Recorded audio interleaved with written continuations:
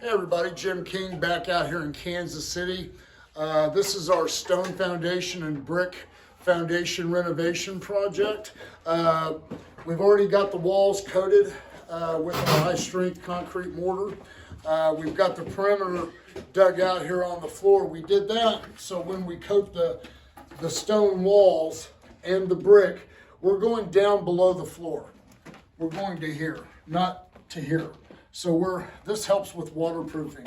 So we're going to remove the rest of this floor today, and tomorrow we got a bunch of debris outside we're going to haul off, and then we're going to keep removing some of the soil in here, keep hauling it off, and then we're going to divide this into 4 sections, and we're going to pour the floors in 4 sections, make it easy on our men.